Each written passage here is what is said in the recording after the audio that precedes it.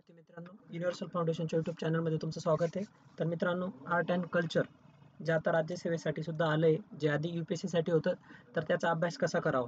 तर बघा मित्रांनो, आर्ट अँड कल्चरमध्ये खूप काही गोष्टी असतात. तर आपण सध्या एन्शियंट लिटरेचर हा टॉपिक घेतलाय. Okay, ancient literature.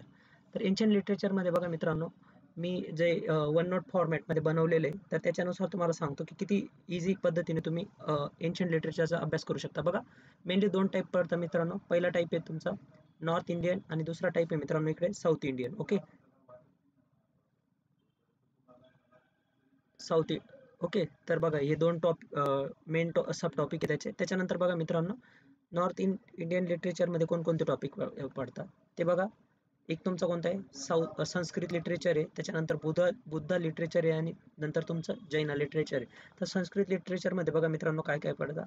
ड्रामा आहे, त्याच्यानंतर पोएम्स आहेत, नंतर ऑदर वर्क्स आहे. नंतर बुद्धामध्ये बघा पाली, संस्कृत, नंतर जैनामध्ये पण प्राकृत लँग्वेजमध्ये काही लिटरेचर आहे आणि संस्कृत लँग्वेजमध्ये काही लिटरेचर आहे. तर मित्रांनो असंच साऊथ इंडियाचं पण केलेलं आहे आपण. पण मी एक तुम्हाला दाखवतो. बघा आता पोएम. सपोज आपण नॉर्थ इंडियन लिटरेचरमध्ये संस्कृत घेतलं, संस्कृतमध्ये पोएम घेतलं, तर बघा कालिदासांनी काय काय लिहिलं.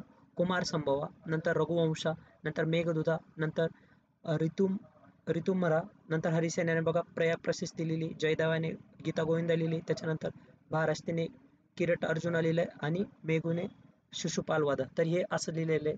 तर तुम्हाला अधिक याच्या पुढेही माहिती पाहिजे असेल तर आपण आर्ट अँड कल्चरची एक सेपरेट सिरीज बनवू, त्यात आपण हे सर्व लेक्चर्स ॲड करू. धन्यवाद.